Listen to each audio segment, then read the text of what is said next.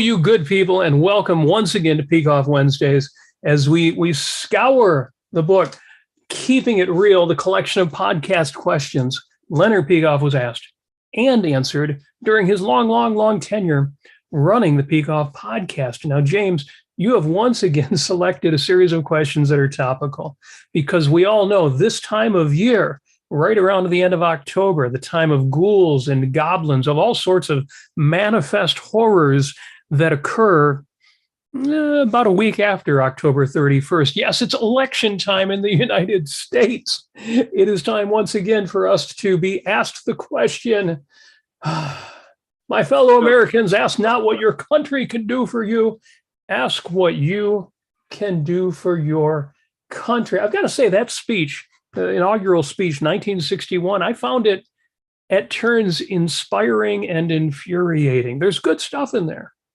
There are a couple of good lines in there, but good God, the command for altruism is what people remember from that speech, and sacrifice to your country. And that is just a truly repulsive notion. And as objectivists, we know Ayn Rand back when Kennedy was saying this was all over it as the monstrous call for slavery, in effect, that it amounts to. But you're absolutely right.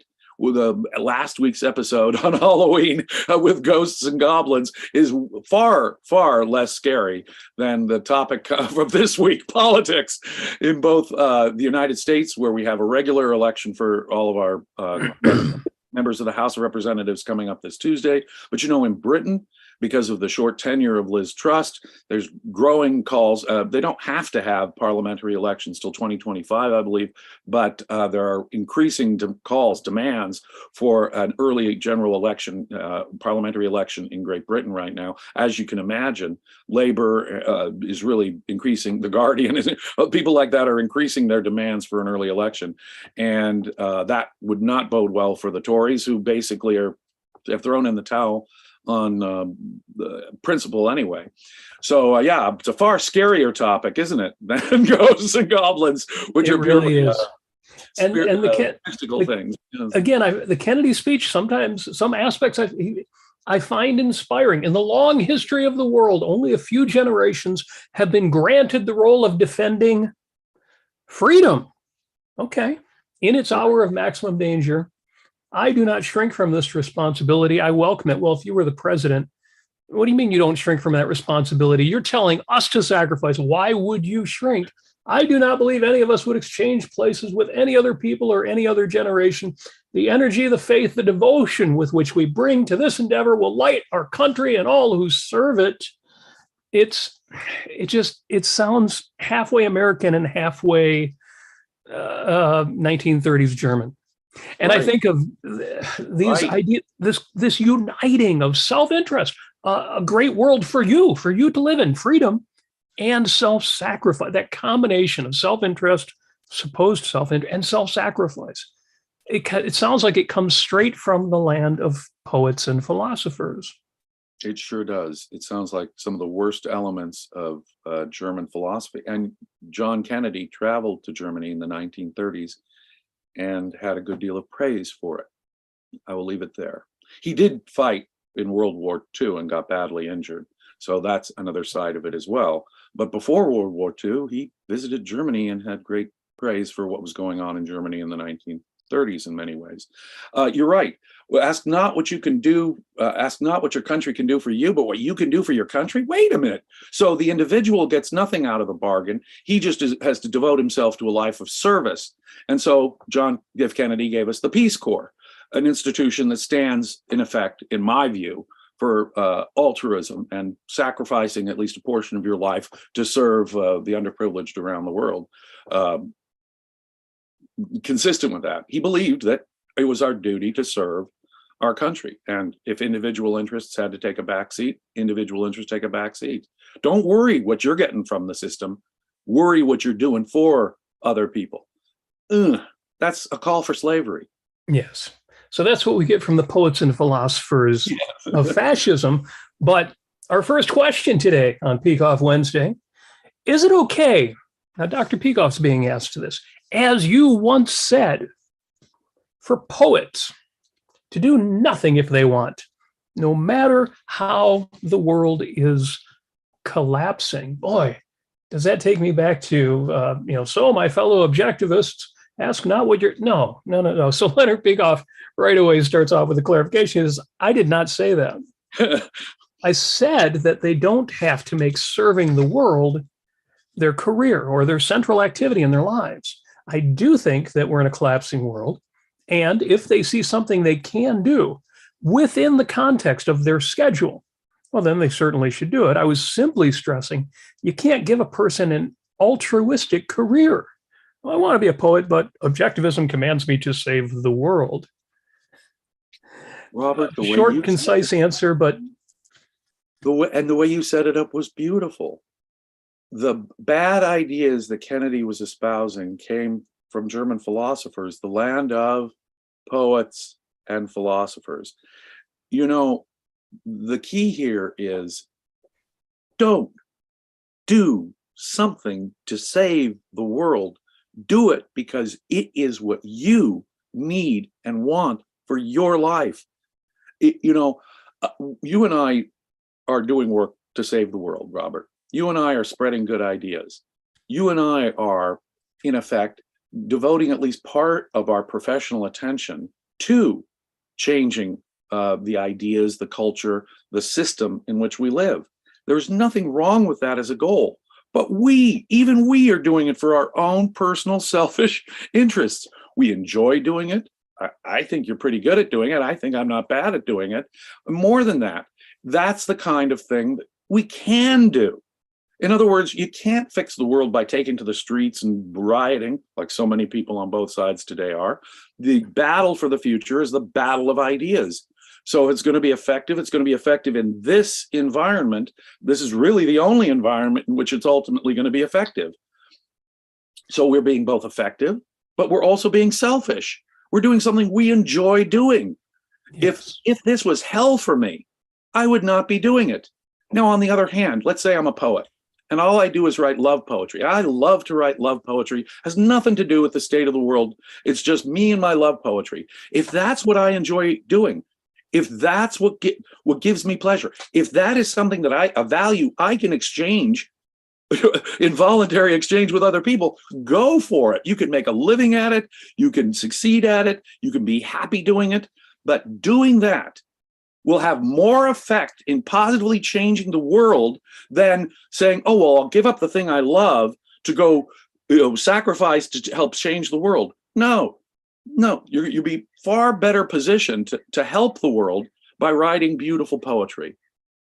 It's in your beautiful poetry that you're going to change the world. Now, of course, that's not why you did it. You're being a poet because you love to be a poet. You find it rewarding. But if part of your concern, there's nothing wrong with being concerned about the state of the world. Everyone wants to live in a better world. Everyone wants their kids to live in a better future. There's nothing wrong with wanting that. The question is, if as a side effect, what you're doing is wanting to save the world, and it should just be a side effect. You come first. But if a side effect that you want is to save the world, be good at what you do. Be a good poet. And there could be more side effects. Maybe you're now in a position as a famous poet to be a more noticed advocate for whatever your ideas are because you're a good and respected poet. Or maybe you can now write a poem that puts your ideas in it and everyone will give it attention because now you're a great poet. It is through, we've said this many, many times, it was through Henry Ford's, not his charitable activities, but through his for-profit business activities. He did most to change the world, help the conditions of the poor in a way that no one could have imagined, but through his selfish for-profit activities, developing the mechanized assembly line, made workers more productive, improved the lives of everyone, made everyone richer, infinitely richer because of his selfish for-profit activities. And so this is what I would emphasize. The best way to change the world is to be just as selfish as you can be about your career. The more selfish you are, the better at what you do. Be good at what you do. The better at you are at your job, the more you're going to be able to, and in effect, in the long run, change the world. There's no conflict between pursuing your selfish interest and helping change the world for the better. Exactly right. And I'll inject just a bit here before we get to the next question, and there will be a theme that runs throughout, because I've gotten into discussions about politics. Folks know that I tell them, don't spend all of your time on politics, but it's not about how much time you spend on politics. It's about how much time you spend on your values. And if your value is politics, if that's your passion, or the intellectual battle, if you love what you do, James, obviously you have a passion for this. And I don't just mean you're emotional about it. I mean, it aligns with your values and it forms a thread that runs throughout all of your activities. People think, well, you wrote a correction to these terrible biographies of Ayn Rand, and you wrote a book over the course of 30 years with the most likely explanation of how did this myth even get started? What is the connection? And it's clear that that you value this life on earth. You value the philosopher who has explained this life on earth and empowered all of us to live it as well as we can. And you love the values and traditions that are valid, that have run through the ages, and yet have been poisoned by an ideology that just won't go away. That's it. It's your values. People would often say, for 18 years, I was a public prosecutor and I prosecuted criminals, put bad guys behind bars who did terrible things, murderers, rapists, child molesters, armed robbers. Those are the kind of people I put behind bars. They belong behind bars. Now, was I out to destroy evil? No, I was out to protect the innocent and to protect a peaceful community so that people could engage in their own productive, peaceful activities.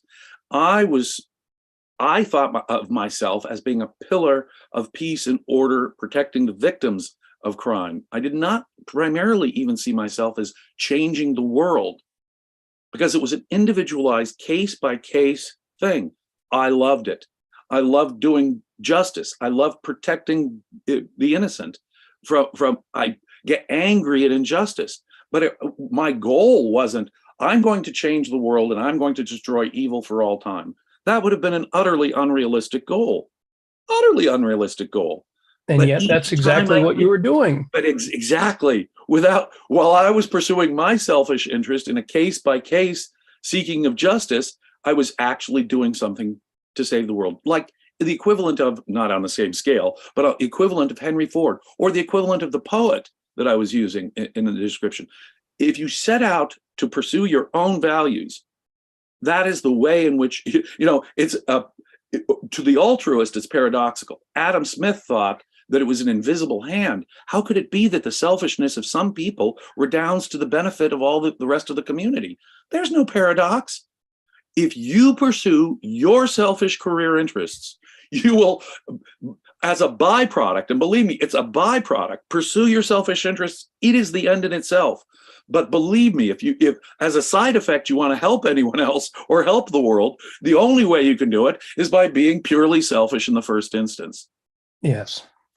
And I think sometimes we get the wrong idea from superhero movies and films and comic books and fairy tales too, simplistic stories where one person saves the world. And we feel like, well, if I can't save the world, brings to mind Ayn Rand's essay, What Can One Do? But James, you've been fighting for justice. You spent decades fighting for justice. You have saved the world, along with every other attorney, every other person involved in the legal system, every other person on the better side of government, every other person running a business who fought for production and trade, and in your case, justice. That's why I say Ayn Rand has already saved the world. And I will include every poet who writes love poems. Yes. They are doing their best to save the world, but only as a byproduct of their pursuing their selfish values. And that gets to the thread that I wanted to get to, and let me not go too far with it. But when people say, why should I vote? Well, you're not voting so that the person you vote for wins the election. If that's what you're doing, don't bother voting. You're voting for your own consistency, for your own satisfaction, your own peace of mind. I do it for my own integrity because I tell other people how they should vote, and then I'm going to sit out the election. But if it's not an end in itself, if standing with a picket sign is not an end in itself, if it's only worth it if this is the one action that saves the world, don't do it. It's why you and I do what we do. Even when we engage in politics, or when I send money to organizations that engage in the politics I want out there, voices that speak out the way they do, it's got to be an end in itself. And I don't mean short term in the moment, it feels good. I mean, it's got to be consistent with your values for, as you say, for your own sake, your own selfish ends. Right. We say don't sacrifice yourself. You don't need to go save the world. You don't need to devote yourself to that. On the other hand, if it does affect your selfish interests, do what you can.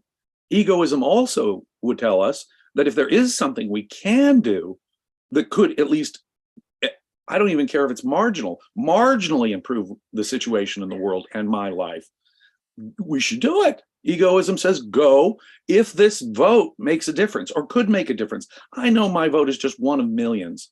I know it's a drop lost in an ocean of votes, but it's what I can do. Now, the vote is comparatively small. This advocacy that we do on the internet is presumably much more powerful. Talking to your friends is more powerful. Writing a letter to the editor, an op-ed is more powerful. If you're really devoted, running for office would be obviously more powerful. But use your own selfish interests to the extent you can, to the extent it's consistent with your values, to the extent you see it as actually improving your world, you should do it. Why would you not take the steps that could improve your world to the extent you can? And even if you're only sending a message, even if you know you're in a state where you're going to be the one vote against this horrible proposal, be that one vote, because to that extent you are saying no and standing up. And sometimes that's all we can do. Sometimes simply an assertion of disagreement at a cocktail party. Sometimes it's a simply, no, I don't agree with that, and you move along, is the most we can do. But to the extent we can do something, do it. If it's in your interest. Excellent. Well, we'll continue with this, but let me jump to the second question, because these answers are given by Dr. Peikoff anywhere from 12 to 6 years ago. Some of them might seem a little dated, but it turns out that, as always, he's prescient. Question number 2, is the internet the real hope for the future? And it's interesting because Dr. Peikoff says, well, I agree to this extent. It's a great tool for communication, for teaching, for spreading ideas and information. But by the same token, it's a great tool for spreading falsehoods and propaganda. And which is going to benefit most in the long run? Well, you could say that, well, in the long run, truth is going to win out from falsehood. And I'd say yes, but how long a run are you thinking of? The truth will win out if you're talking in terms of specific pieces of information. That, though, depends on philosophy, depends on what epistemology is guiding the people who read from the internet and judge the information and make sense of all the competing claims. Are they using a rational method or an irrational one? Are they using an appeal to the supernatural to refute it, or to the secular? Are they, are they equating the secular with the skeptical? Do they believe in absolutes? And he goes on. I think it's exactly right that this is a war of ideas, and you can improve the sort of velocity, the speed with which ideas are going around the world. But the truth has always been out there.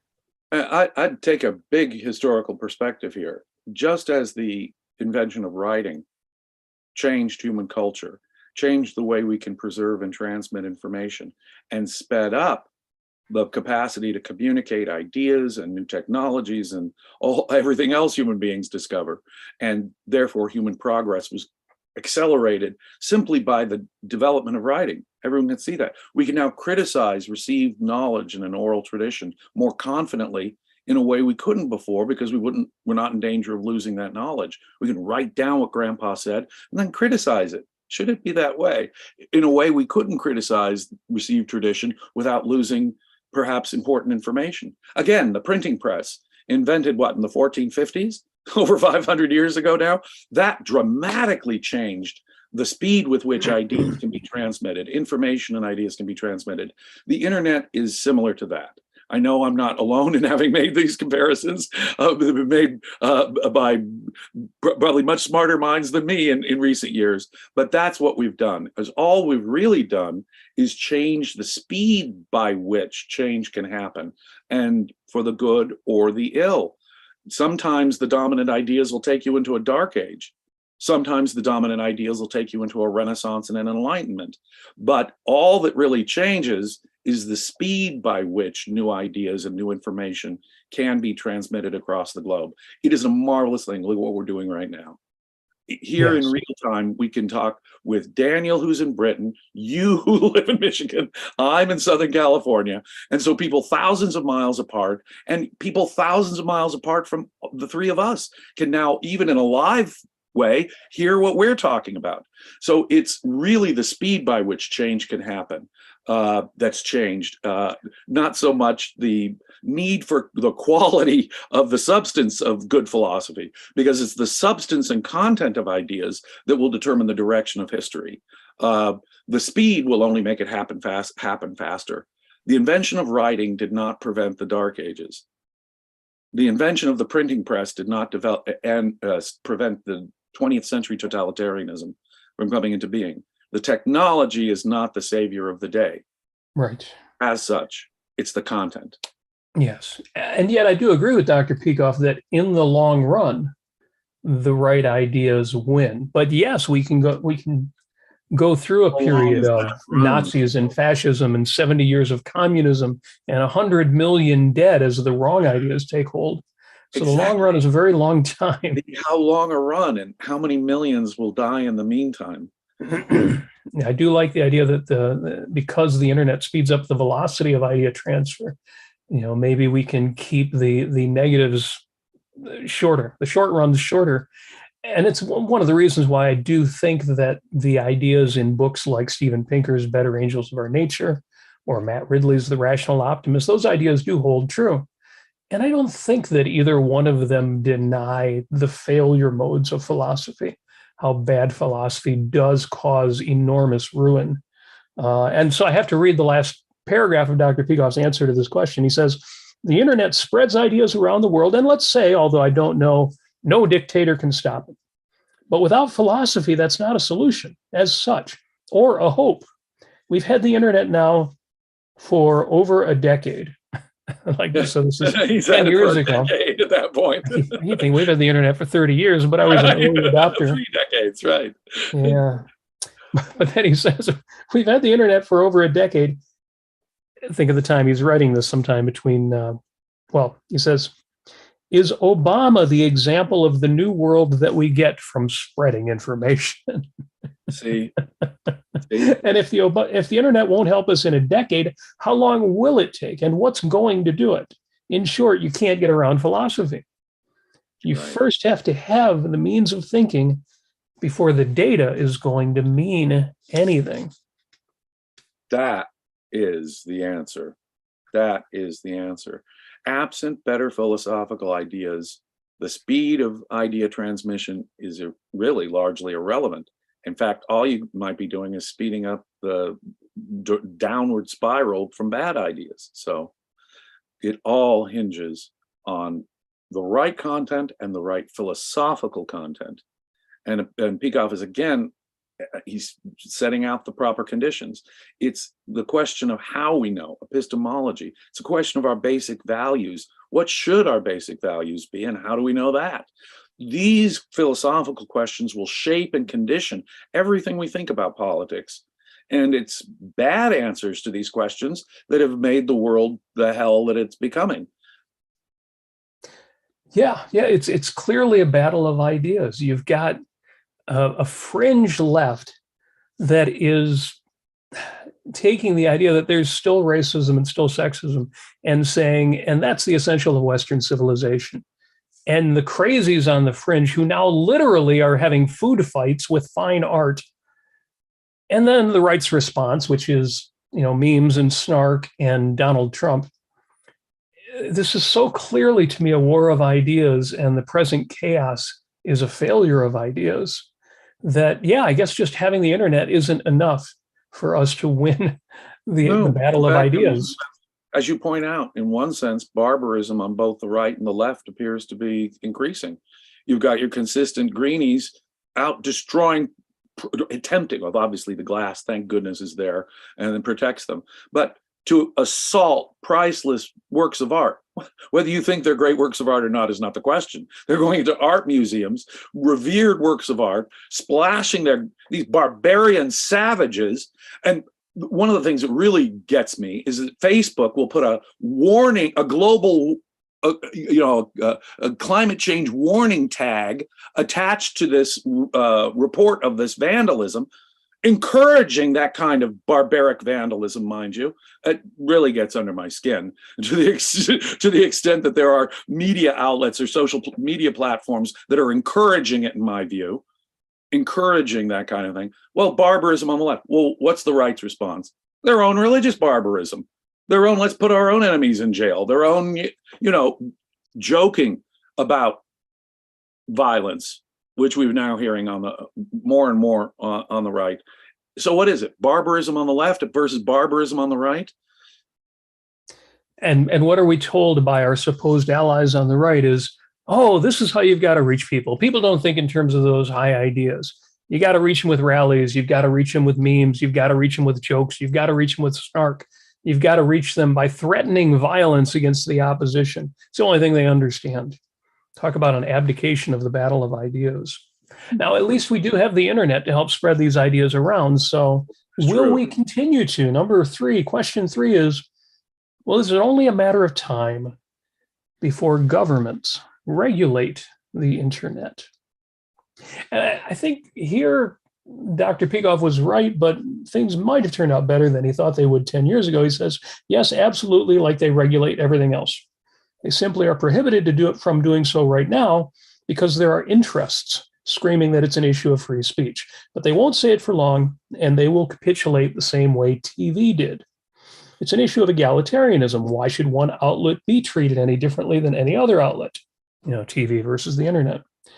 They all are justified by the service they render to the public.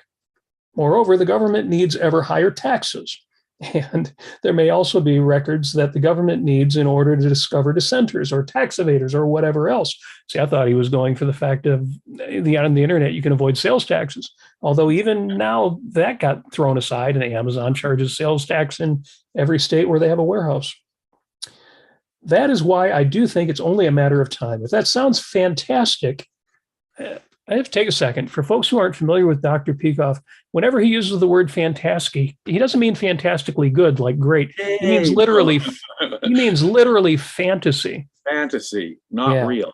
And he uses the word a lot, so I thought I should point that out. If that sounds fantastic, if you had asked yourself a year ago, well, do you think it's only a matter of time before the government owns the automobile industry and the banks?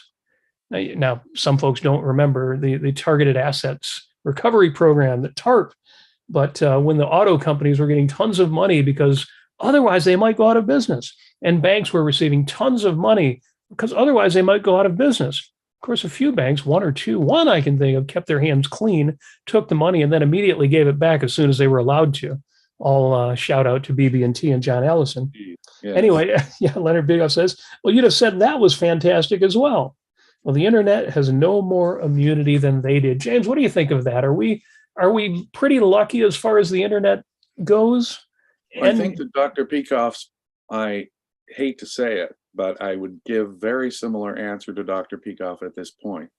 We haven't yet reached the point where I think it's going to happen, but we're getting closer and we're inching closer and closer. One of the reasons why I would say that is because some of the greatest clamor for regulation is coming from the right. You'd think that if someone wanted to use the evil antitrust laws, which are perfectly non-objective, unjust, evil laws in my view, it would be the left wanting to go after, the big business, big social media companies or the big search engines, or Google, Alphabet, or go after Twitter or Facebook, say, the big social media platforms. If you want to accuse them of being monopolies and of suppressing free speech, you'd imagine that would come from the left. Back in the old days, when I was a kid, it was the left that complained about, and talk about an anti-concept, corporate censorship. Only government has the guns. Only government can really engage in censorship. A private media outlet is expressing their own views is not censorship. But the left used to complain, bloody murder. If a company took a political stance on something, boy, that was corporate censorship. How dare they? That's evil. In Economic power, political power, exactly. Same thing. Yeah, only the left would make that mistake, right? Right. What we've experienced is a weird shift. And in the 21st century, the charge for accusing social media companies of violating antitrust laws or violating free speech, even though they're private companies, is coming from mostly from the right.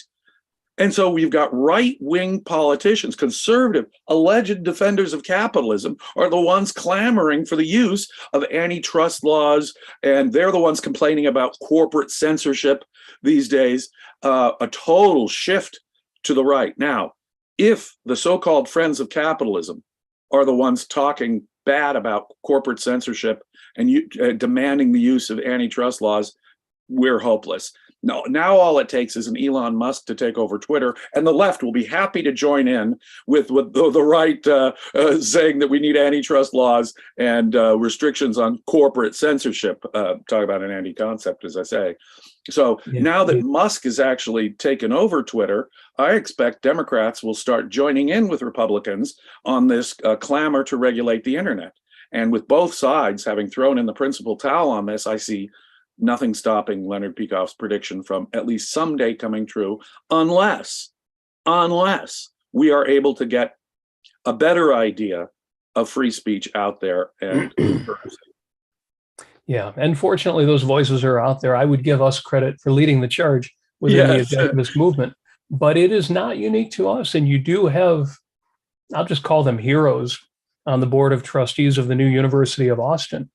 You know, think of people like Peter Boghossian and, Ayaan Hirsi Ali, and so many, the whole list of people at that university, the folks from the left who have now abandoned the fringe and come to, I wouldn't even say the center, they still regard themselves as liberals, but they're intellectually honest. People like Barry Weiss, people like, even Steven Pinker, some of the new intellectuals, not unfortunately in Ayn Rand's sense, but in the sense of the large voices out there, people like Sam Harris, who I certainly wouldn't consider to be anything like an objectivist.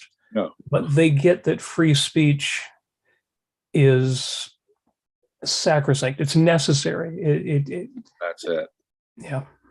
That is exactly it. And when you see increasing violence, when you see the 2020 riots about police excessive force, or when you see January 6th, without commenting on the substance of either of those things, violence is, in fact, forget the substance of those things. Tolerating the violence is the more disturbing thing, because now you're just heading to a civil war, whatever the next issue, emotional issue that comes up, regardless of its truth.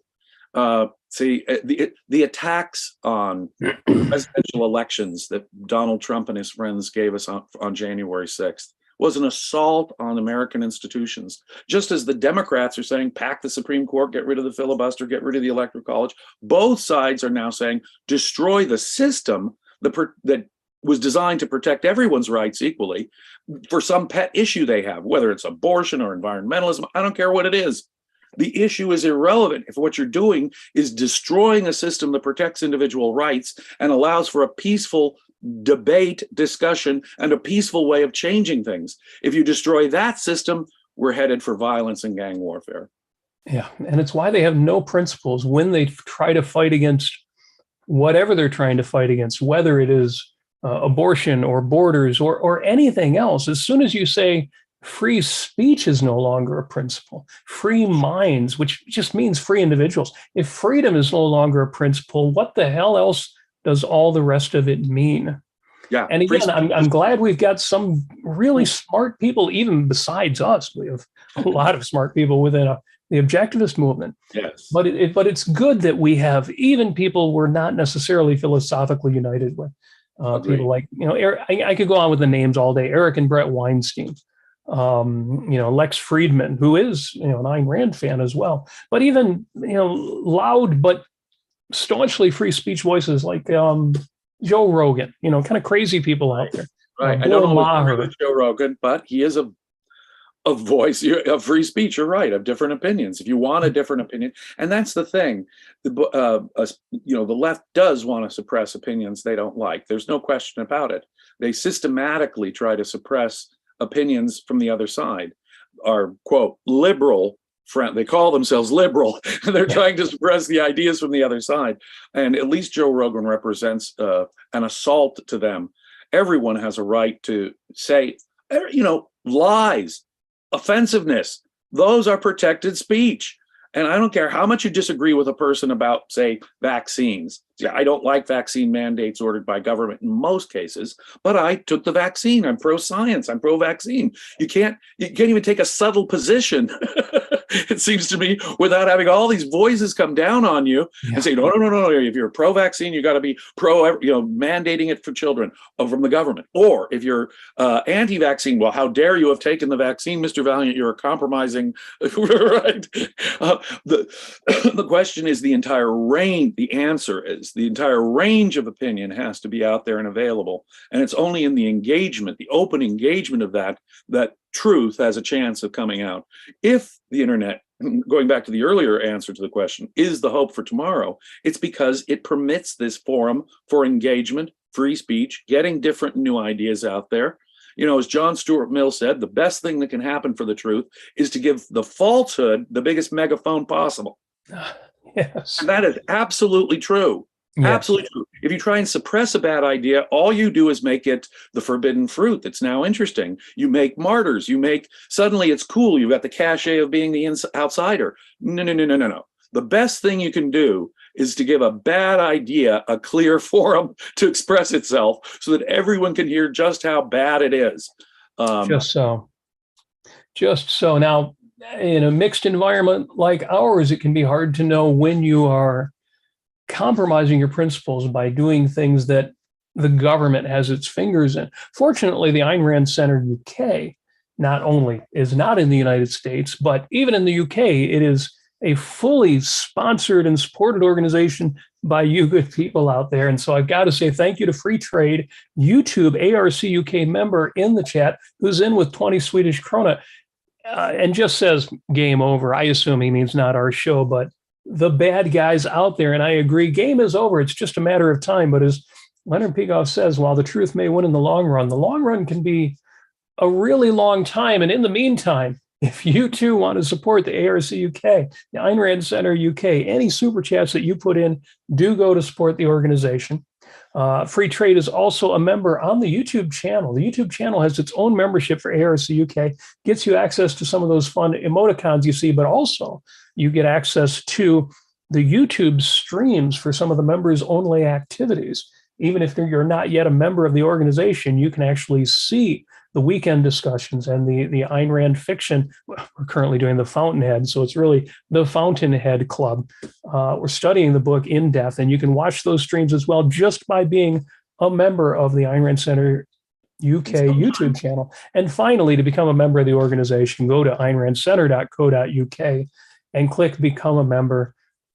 And you will have access to the back end of all of this. You can participate actively in the weekend activities. We're currently doing objective communication. James Valliant is leading that discussion, and I know nobody better to do so. Well, now that Leonard Peikoff is officially retired, I know nobody better than James to do so. Well, thank you very much.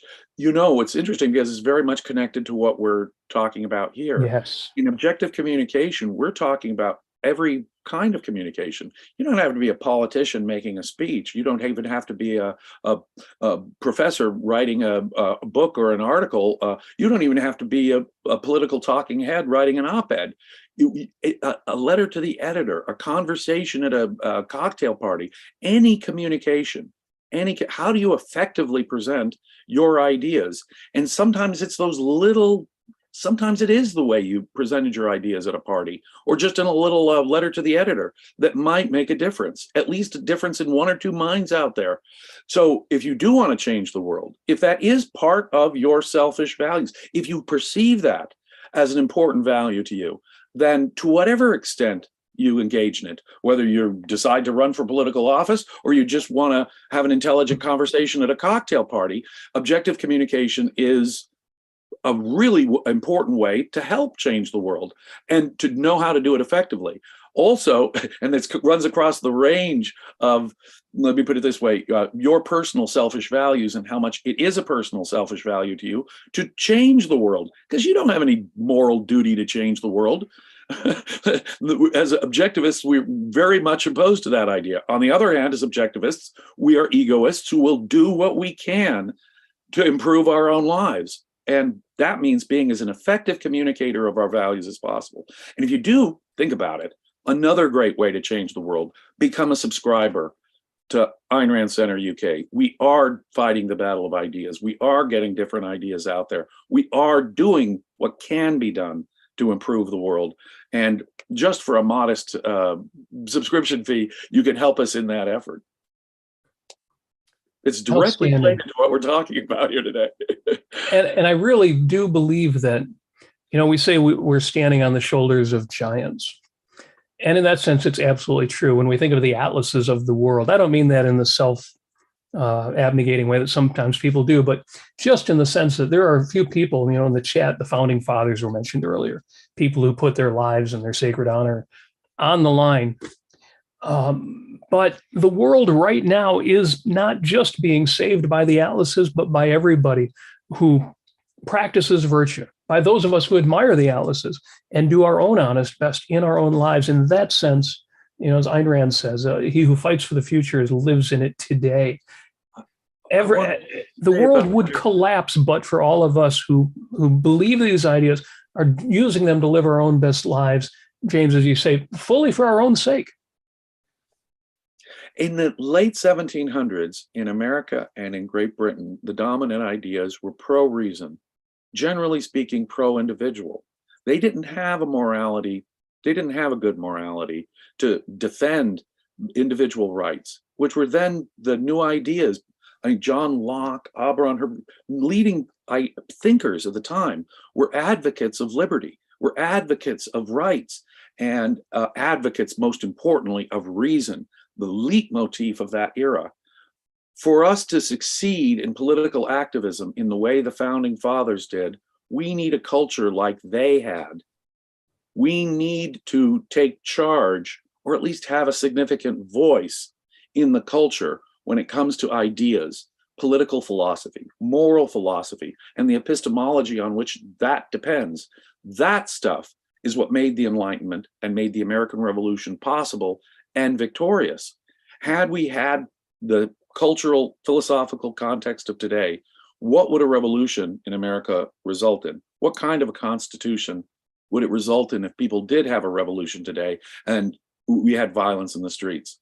I'm not so sanguine about us having anything like the Bill of Rights come out as a result, as it did back in the late 1700s. No. And that's where the battle has to be. It's bizarre when people say we need a second constitutional convention. Could you imagine anybody right today? Right? No. Can you imagine? Oh yeah, free speech is important, except when you offend someone. Well, you've just destroyed free speech. Freedom of religion is important. You should have the right to exercise your own conscience on philosophical matters, except when it really offends someone or offends their philosophical beliefs. Whoa. You can't trigger them. Think of all the concepts today that just fly in the face, these hate speech rules that fly in the face of basic rights like free speech or freedom of religious practice. What the framers had in mind would not be what they would enact today in any Bill of Rights. And that scares the heck out of me. Yes, between the mixed ideas and the mixed implementation we have, I mean, there are some great minds out there who could do a great job of it, but the people in power or anybody who would be invited to a constitutional convention, the mixture is too great. In that regard, the fourth question, and might be the last one we get to, let's see how we do here. Is it moral for an advocate of capitalism to be a member of a union, like a trade union? And Leonard Peikoff says, yes, when you have no choice about it. The questioner gives the fact that he's a member of the Teamsters. And I would give the case that I had to join some professional union. The laws from Washington today greatly favor unions and the necessity of employers dealing with unions. The unions themselves have so much power that they control a great many fields, and you cannot function in those fields unless you're a member of a union. So the general principle, if your career is proper, then it's moral to perform it, even if it's controlled by the government, so long as you still can pursue it reasonably.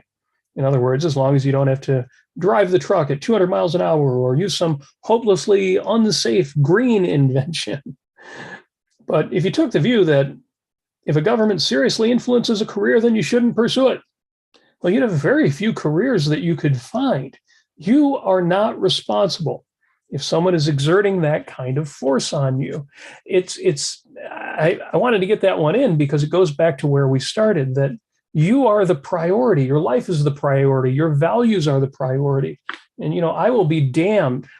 And I mean that literally. I will be damned if I will let what's going on in the government or the culture turn me away from my own values. And I see people do this. I see people, even without the government force, self-sacrificing in the name of, say, fighting the culture war.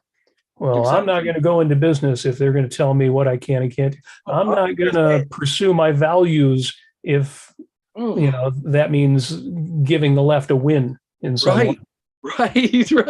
Right. I'll sacrifice my life to make this point, this political point. Well, that's madness. Yeah. Do what makes you happy. Your life is what counts. Your long-term success and happiness are what you should be focused on, rather than, hey, I'm going to score a point against my enemy here. No, I had a government job, as I say, for a long time. And in effect, I had to belong to a government union, or I wouldn't be represented at all in any kind of, that was my only choice, really. Yeah, I could opt out of the union, but then I would have no voice in what was going on. There was one choice, one union, one way to negotiate as an employee with my employer. But what I was doing, I felt was important. No matter what, whether I agreed with that union or not, it was really a side issue to what I really wanted to do justice, do what gave me rewards, made me happy. That was the primary thing. And that's what you need to focus on. Very often there are places where you have to belong to the union. It's becoming less and less common in America. Fortunately, courts have allowed most private businesses to be non-unionized. Amazon, for example, is having a hell of a time unionizing its employees right now because laws are not as favorable as they once were about forced unionization. And so it's really only government employee unions that mostly survive in the United States. Most private industries are non-unionized once again in America, but there are still plenty of times where you don't have a choice. You have to belong to the union. But wait a minute, having to belong to a union is a less important issue than doing what you want to do. Yes. Yeah, imagine if the musicians' unions took over every music venue out there and it was a government law. You had to be a member of that union. Imagine saying, well, because I think that's wrong, I'm not going to be a musician. And it's kind of obvious when you apply it to the arts, but that should apply to whatever your passion is. Oh, but that is true for everything. I mean, people could just see it easier with the arts. But my gosh, if I couldn't do history, if I couldn't do philosophy, my gosh, no. My ability to do those things is more important than, say, some technical bureaucratic hoop I might have to jump through. Now, there comes a point, though, where those bureaucratic hoops become so onerous, they actually affect the content and the enjoyment of your work. Well, at that point, of course, the situation is changing. Yes. But you're also entering a dictatorship at that point. So. Yeah. And there are ways to, even when you're forced to comply, to continue the fight. And right. If people need more specific advice, of course, read on the question of scholarships, the essay that explains how to handle the issues of scholarships and grants and even programs like Social Security, which comes up. Yeah. At what point do you not sacrifice? Program notes, Daniel. That would be a good one to link to include in the program notes because it is directly relevant. The question of scholarships by Ayn Rand. Very good. Yeah. Yes. And we've got a bit of time left before the top of the hour. So let me get this last one in. Okay. Should I challenge my left-wing professor? Oh, here's one that still comes up, probably comes up more now than it did when you and I were in college. Should I challenge my left-wing professor on her assertions in economics? And I think we can expand that beyond economics, even though I am young and lack the knowledge and experience that she has in this subject. And I love the question. Dr. Peikoff's been asked this one several times. Here's his answer from the podcasts. This is an important question because a lot of kids feel guilty if they remain silent, but you shouldn't. I would say challenge only if, first of all, you do know the answer. Secondly, she won't grade you down for that answer. And thirdly, she'll let you speak long enough to explain it, at least 30 seconds. And most importantly, you have the energy and real incentive to do it. If you sit through 4 years of college, or in my case, 14 years of college, you quickly get to the idea, I don't care what she says. I just want to get out. I don't want to challenge. I'll just remain silent. And at first, this is Dr. Peikoff speaking, at first I felt a little guilty.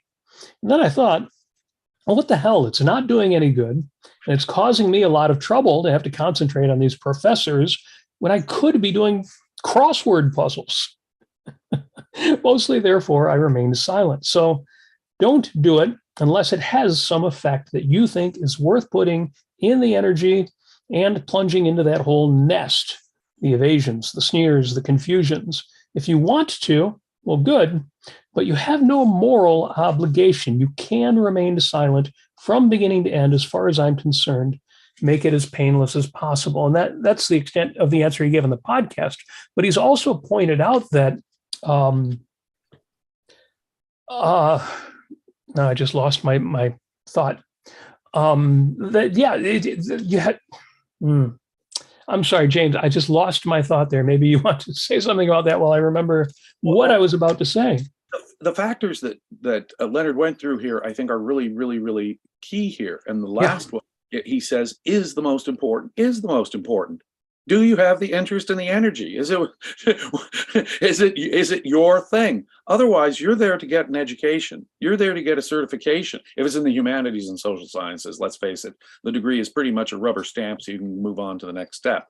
You're right. Most of my education, I did learn some important things at university. Don't get me wrong. I learned a lot of important things when I went to law school about my legal profession. Don't get me wrong there. But mostly what I was doing, and most of my education came outside of any formal process. I was taking Leonard Peikoff's taped lecture courses at the same time I was going to university, and I was getting a lot more out of those than I was my philosophy courses at NYU. Don't remember what you're doing there. You're getting the certain education that you need to have, but mostly, especially in the humanities and social sciences, you're just getting the rubber stamp certification so you can move on. That's your interest. Unless you're really into having that argument and let's go back to the earlier conditions he had. You know the answer. You feel confident. And the professor is giving you a chance at least to adumbrate or outline that answer. Only under those circumstances does it even make sense. Can you even get it off the ground? But also, it's a question of your desire. Why even bother? There were times when, be perfectly honest, in my education, I studied economics at NYU where there were a bunch of Austrian economists. Oh, what a wonderful thing, because I mostly agreed with my economics professors. I went to law school. I studied constitutional law from a great defender of property rights, very controversial guy. But there in con law, sure, it was work, but it was fun work because I agreed with the professor. On the other hand, after all that good education, how did you handle it when you got into philosophy? Well, that's it. When I was a philosophy major at NYU, I would often have to just sit there and I couldn't handle it. Sometimes I would just, by sheer frustration, raise my hand and say, come on, you're asking me to believe X, and that's nonsense. I can see the other one. I can see with my own damn eyes the truth. And sometimes the professor would be taken aback by just how strenuously I was objecting and the nature of my objection. But generally speaking, and I want to be fair to most philosophy professors, they don't grade you down for disagreeing. So long as you show an awareness of the assigned material, that you're thinking about the assigned material. You can regurgitate back in your own words what it says. They would never grade me down. This is my experience for adding Ayn Rand or Leonard Peikoff citations to my papers when I would do a paper, say. And that was my way of getting it out and in front of knew only the professor would see it, but it was my way of get that frustration out. And the professor, almost never graded me down at all for adding objectivism to it. That's a good way of getting it off your chest, but you're not changing the world. And that's great advice too, because you're adding.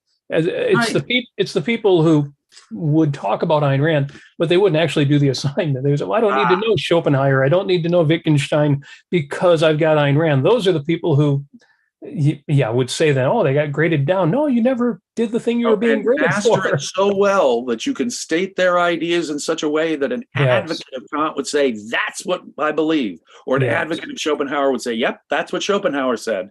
And unless you get to that point, you really have no business opening your mouth criticizing that person anyway. So, yes. Oh, the point that I wanted to make earlier too, and that Leonard Peikoff has also made.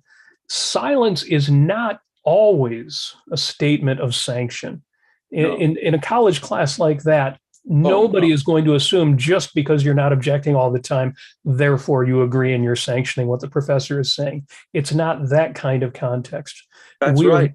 We're very careful not to sanction things we disagree with, but that really doesn't apply in that context. I was once called a dirty word by one of my law school professors, a libertarian. He asked the law school class that I was in, civil procedure, who would agree with this position? And he stated an abstract position about individual liberty. I was the sole hand that went up. And so the professor looked around. No one else was agreeing but me. He saw my sole hand there. So apart from that crazy libertarian up there, Mr. Valliant, is there anyone else here who agrees with such a crazy position? Now, you're going to have those moments where the professor is going to say, your position is crazy, and all you get is a chance to raise your hand, I disagree. But even that is an option. If you don't want the class, I thought to myself, look, do I want to be the pariah in this classroom where everyone else is obviously going to disagree with my position on this? And I said, yeah, sure, why not? I'm happy to be the pariah, but you don't have to do that. Was I changing the world? Was I changing anyone's opinion? Did it have any impact on the professor? Zero. It was only for my own edification and emotional satisfaction that I even raised my hand. I wasn't doing it to change the world. But we are at least sometimes given those kind of opportunities. But even there, I think it's an option. And you don't have to tell the world your opinion. And in connection with what we were saying earlier, though, I've got to say that because you were doing it for your own sake, you were also changing the world. Because there's always value in, even if you don't win the argument, just letting people know there is an argument. What was interesting is that the professor, after that lecture, called me up, and there was a small group of us surrounding. Okay, Mr. Valliant, explain your position. And I was able then, after that class, to explain my position to some other law students and the professor, who said, oh, I see you have an interesting point there. At least that expanded their mind a little bit. You're absolutely right. Even that gave an opening to at least a discussion of other ideas. Now, of course, even that discussion didn't, quote, change the world, but changing the world is made up of a million little steps like that. Yes. It really is. It really is. When you think of changing the world, think of superhero movies and that one person that does that one thing that saves the world. And then remember, that's comic books. And the real world version of that is every good thing that you do has an impact. If we only had the atlases, the world would have fallen apart long ago. It's those of us who also adopt those ideas, live our own best lives, and fight for them as well, who really make all of that happen. We've got a new fighter, or at least a new partner on the YouTube channel, Garrett Henderson. Welcome to the ARC UK YouTube membership. Appreciate seeing that in the chat. Thank you. And I want to give a huge shout out to everybody behind the scenes, especially Daniel, our producer at the ARC, the Ayn Rand Center UK. Thank you for that. I've been asked before, is Ayn Rand going to save the world? And I said, she has already saved the world many times over. I don't believe we would be doing half as well as we are if she hadn't been there. If so many lives and not just objectivists, but even fans of Ayn Rand, people inspired by her ideas, and even the opposition who never adopted those ideas, but they know, and it's crucial that they know, that there's opposition out there and they are not getting away with it. Ayn Rand has saved the world many times over, and each and every one of you who is doing your own part to live your own best life and fighting, not as a sacrifice, but James, as you and I do, just because we love it, because we love our lives and we love fighting the things that are against our lives, and we have a passion for these ideas. You are all out there saving the world right now, and I am deeply grateful for it. Me too. Ayn Rand saved my life. She saved my world. And that's the way we should look at it. It really is. Now, do we have a greater challenge ahead of us to change all the bad man-made things in this world? Yeah, we do. A daunting task lay ahead of us. On the other hand, Ayn Rand has already, in effect, saved my life from the inside, psychologically and morally, in terms of the confidence that I have in knowing and acting in this world has been tremendously aided by Ayn Rand. And in sharing how Ayn Rand saved my world, I'm, again, as a byproduct, helping to save the world in general, to the extent that I can, even if it's just a limited extent. But I'm doing it for my own selfish reasons. Thank you very much.